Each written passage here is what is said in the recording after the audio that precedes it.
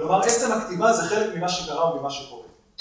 ומאחר שכל מה שכתוב כאן הוא מהחיים, אז אני אומר כבר עכשיו, אני מתכוון לנקוט צד. והצד שאני הולך לנקוט מצדד בחיים. אני באדם. מרגע שאמרתי את זה, אני יודע שאני בעד סבל וכאב, אלימות, רצח, אונס, שקרנות ונוכלות, העמדת פנים, משאלות לב, המתנה, ציפייה, אכזבה, אי הבנות וכיוצא באלה, כל הדברים שאנחנו מנקים בכל פעם שאנחנו עושים חשבון ובוחרים להוסיף לחיות.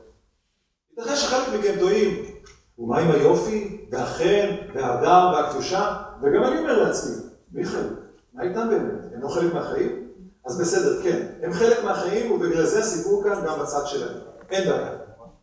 אבל למה בעצם רציתם שאני אגיד גם את זה? למה אני בעצמי רציתי להגיד שאני גם בעד היופי והחן וההדר והקדושה? כי שנינו, אתם ואני, רוצים עוד לפני שהספר נפתח שהוא לא יהיה מייאש, אלא שתהיה בו תקווה. אבל מהי תקווה? תקווה היא ייאוש מדוגן. מי צריך תקווה כשאין ייאוש? מי צריך תקווה כשהכל בסדר? מי בכלל היה מעלה על הדעת לקוות אם היה מובטח לנו שהכל טוב ויישאר טוב?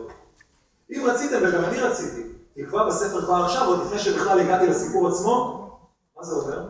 זה אומר שאתם מיואשים, שלפחות דבר אחד אתם יודעים, מה זה ייאוש? מה עם ההמתנה והאיחול, התקווה שמבצבצת לה כל הזמן בחיים שלנו ומזכירה לנו שמתחת לכל העניינים, כל החיוכים, כל העבודה, ההליכה, השיחות, התכנונים, הכוונות, הארוחות, המפגשים, ההמצאות והפרדות, לכולם יש ייאוש שיודע שעתיד לאו דווקא מזוויג אותם. אני לא מתכוון לתקן כאן שום ייאוש לתקווה. מרור יהיה מרור, תיקון בשמן עמוק לא יציל מרור ממרירותו. הייאוש יהיה ייאוש ומצב הרוח הטוב יהיה טוב מאוד. אין בעיה, הלאה. ייתכן שחלק מכם גם חשבו, טוב, אם הספר הזה מצדד בחיים, אז בטח הוא מתנגד למוות. ממש לא. המוות הוא הדבר האחרון שיעסיק אותי. איך כל זה מתיישב עם זה שאתה הולך לכתוב על המוות של אבי? זה מה ששאל אותי אחי גלעד כשאמרתי לו את הדברים האלה. אז דבר ראשון, כן, אני הולך לספר מה קרה לפני, אחרי ובמהלך המוות של אחי מול אבי.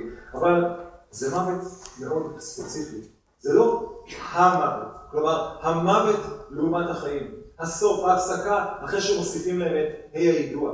אלא שזה מוות ספציפי שקרה בחיים והוא יסופר מהצד של החיים. והוא לא יהיה סוף או הפסקה, בכלל לא. עד כאן, על אמת תקווה ייאוש, חיים והחיים, מוות והמוות. לפני כמה חודשים, בזמן שביקרתי בחנות ספרים, הבחנתי בספר אחד מונח על אחד משולחנות התצוגה. את שמה של הסופרת זיהיתי מיד.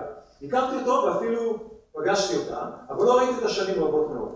מפעם לפעם קראתי על פועלה הספרותי, או יותר נכון על אי פועלה הספרותי, כי היא לא פרסמה ספר שנים רבות. היא סופרת שמתראיינת בעיתון לספר שפרסמה, היא הפכה לסופרת שמתראיינת בעיתון לספר שלא פרסמה. בכל אופן, רכשתי את הספר, התיישבתי לקרוא אותו בערב, ומהר מאוד גיליתי שסוף כל סוף, בחלוף שנים רבות, למרות מה שאמרה לי בזמנו, הגברת סופרת כתבה את הספר שלכאורה החליטה לא לכתוב.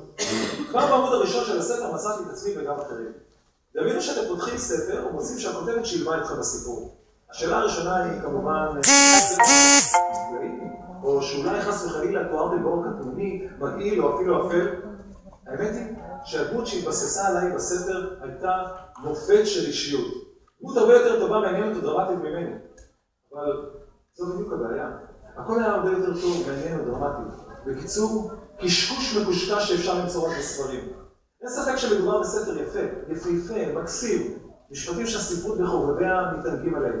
דימויים, מטאפורות וכיוצא באלה, אמצעי הלחימה של הספרות במיטבה. אמצעים שנותנים תחושה שהמעשייה המטופשת הזאת, שעושה מהחיים מקסם שם רק שני, בעצם חושפת בפניך טפח מהמציאות.